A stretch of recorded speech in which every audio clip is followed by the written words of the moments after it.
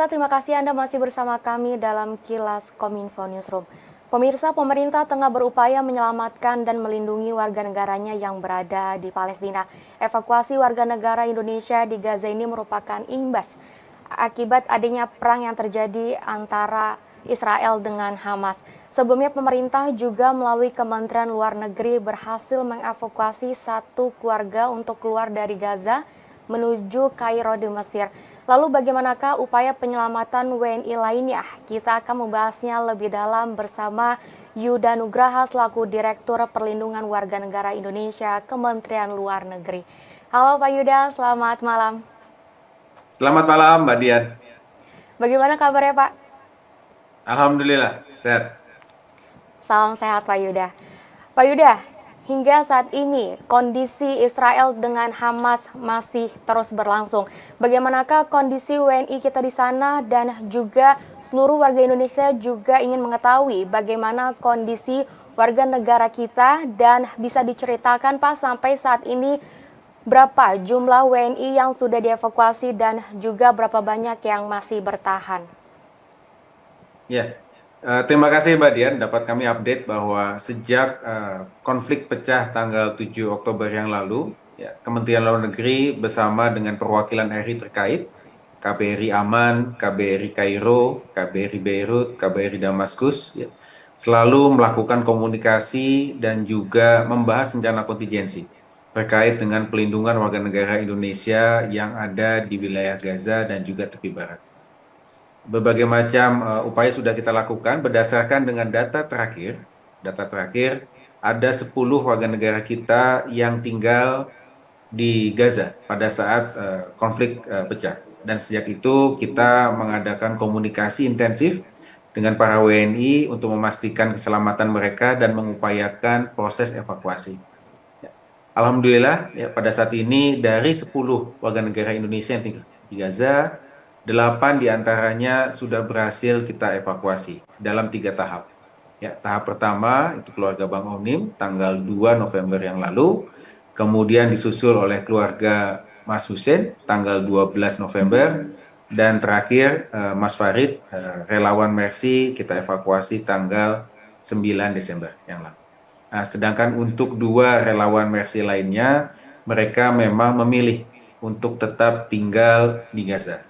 Walaupun demikian, kami terus berkomunikasi dengan 2 relawan Mercy kita yang masih ada di sana dan memilih tinggal di sana untuk memastikan kondisi keselamatan mereka, dan kami juga berkoordinasi dengan kantor Mercy yang ada di Jakarta. Demikian update dari kami, Mbak Dian. Baik Pak Yuda, berarti secara keseluruhan terdapat 10 warga negara Indonesia yang berada di Gaza dan 8 diantaranya sudah dievakuasi. Dan untuk 2 orang lainnya Pak, ini WNI lainnya, itu apa yang menjadi alasan mereka tetap bertahan di Gaza Pak?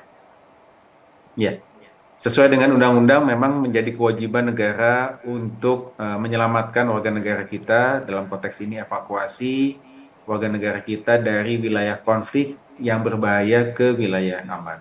Ini menjadi tugas negara. Namun proses evakuasi itu sendiri merupakan proses by consent. Jadi pilihan dikembalikan kepada masing-masing individu. Apakah ingin ikut evakuasi ataukah tidak.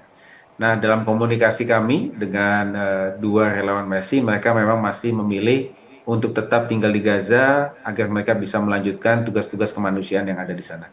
Posisi mereka saat ini ada di Gaza Selatan, tepatnya di sebuah sekolah di sebelah rumah sakit Eropa. Jadi mereka sudah tidak tinggal di rumah sakit Indonesia. Jadi selama ini, selama konflik sejak awal mereka tinggal di rumah sakit Indonesia, namun kemudian dievakuasi menuju ke Gaza Selatan dan hingga saat ini mereka tinggal di Gaza Selatan.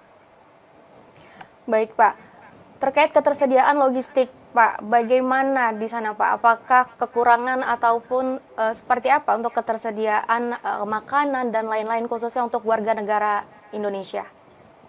Ya. Khusus untuk 2 warga negara kita yang masih ada di sana saat ini, memang logistik masih ada, ya, namun tentu jumlahnya tidak memadai seperti itu, ya. Nah, karena kita pahami bahwa jumlah bantuan yang masuk, ya, dibatasi oleh pihak Israel, ya, jauh di bawah kebutuhan warga Gaza, ya, untuk bisa mensupport bantuan logistik dan juga bantuan kemanusiaan yang ada di sana.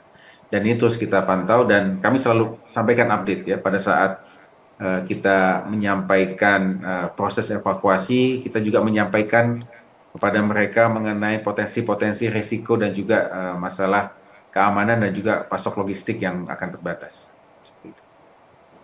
Mengingat perang masih terus berlangsung, Pak, bagaimana dari sistem keamanan yang akan dilakukan oleh Indonesia itu sendiri, Pak, untuk mengamankan dari warga negara Indonesia yang ada di Gaza, khususnya 2 relawan MRC itu sendiri? Ya, tentu perlu kita pahami kenapa kita melakukan evakuasi. Ya, karena kita melakukan evakuasi ketika situasi di Gaza dalam kondisi yang sangat berbahaya sebagai sebuah wilayah perang.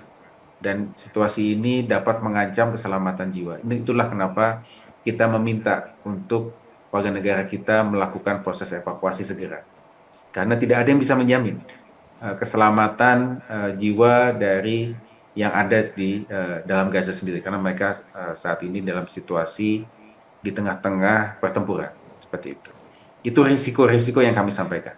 Ya, risiko-risiko yang kami sampaikan kepada warga negara kita yang memilih untuk tetap tinggal di sana. Dan mereka sudah memahami risiko tersebut, ya. Namun kami terus menjalin komunikasi dengan mereka hingga saat ini. Sebelumnya juga Pak Yuda, bahwa Presiden juga mengungkapkan mengutuk secara tegas tidak adanya segala bentuk kekacauan yang terjadi khususnya untuk menciptakan perdamaian dunia. Hingga saat ini bagaimana peran pemerintah Indonesia untuk melakukan dan mendorong perdamaian, utamanya dalam melindungi warga negara Indonesia itu sendiri, Pak? Ya, berbagai macam upaya diplomasi yang kita lakukan. Ada dua hal. Pertama, diplomasi terkait dengan upaya mengevakuasi warga negara kita, dan yang kedua tentunya diplomasi untuk mendorong proses perdamaian yang ada di Palestina. Untuk diplomasi terkait dengan upaya pelindungan warga, tentu sebagaimana tadi kami sudah sampaikan, upaya untuk mengevakuasi mereka memang bukan langkah yang mudah. Karena berbeda dengan berbagai macam proses evakuasi yang kita lakukan sebelumnya, ya, pihak-pihak yang bertikai tidak ada yang menahan.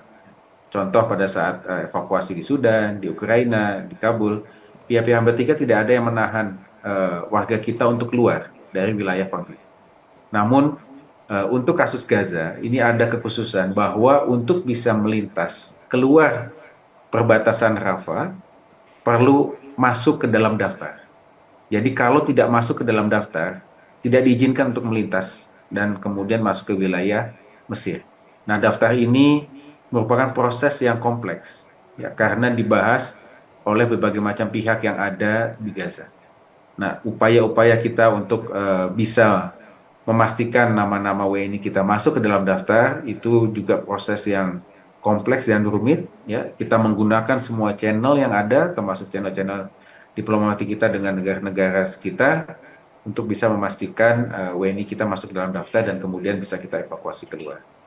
Nah, sedangkan untuk diplomasi mendorong terciptanya perdamaian di wilayah Palestina, Bapak Presiden dan juga Ibu Menteri sudah berpartisipasi dalam KTT OKI dan juga Liga Arab, dan kemudian Ibu Menlu dipilih menjadi salah satu envoy dari OKI. Ada 8 negara yang menjadi envoy di situ untuk mendorong proses-proses perdamaian. Nah, pada saat itu kemudian Ibu Menlu bersama negara yang lain melakukan marathon meeting, ya, dengan negara-negara P5, negara-negara anggota Dewan Keamanan, anggota tetap Dewan Keamanan, ya, antara lain adalah melakukan kunjungan ke Beijing, ke Moskow, kemudian ke London, dan kemudian juga ke Paris, ya, untuk memastikan, ya, bahwa negara-negara P5 dapat mendorong juga proses perdamaian yang ada di Palestina.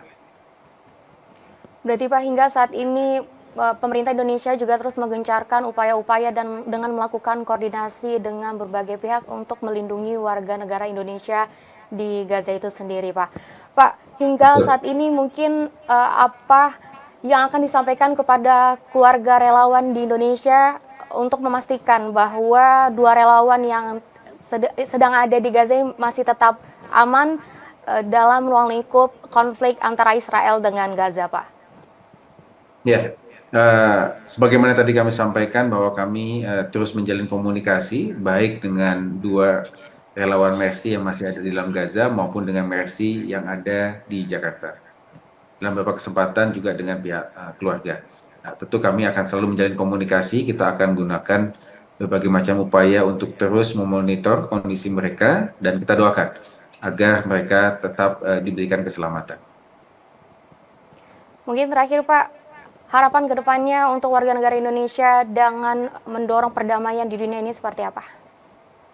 Ya, tentunya kita ingin terciptanya perdamaian yang abadi di tanah Palestina. Dalam konteks ini, ya, berbagai macam upaya diplomasi kita lakukan. Pertama, untuk mendorong adanya permanen ceasefire, ya, gencatan senjata yang permanen, dan kemudian mendorong unhindered humanitarian aid atau bantuan kemanusiaan tanpa kendala, ya, sehingga dapat memenuhi berbagai macam kebutuhan logistik dan juga kebutuhan kemanusiaan yang saat ini sangat diperlukan oleh warga, utamanya yang ada di Gaza. Ya, ini dulu yang menjadi fokus kita saat ini. Jadi bagaimana kita dapat mencegah bencana kemanusiaan yang lebih parah lagi di Gaza. Baik, Pak Yuda, semoga diharapkan peperangan antara Israel dengan Hamas ini akan segera berakhir dan menciptakan perdamaian di seluruh dunia. Baik, Pak Yuda Nugrahang, terima kasih sudah meluangkan waktunya bersama kami. Terima kasih, selamat melanjutkan aktivitas kembali. Terima kasih, selamat malam, Mbak Dian. Pemirsa, kami akan kembali dengan beragam informasi lainnya, tetaplah bersama kami.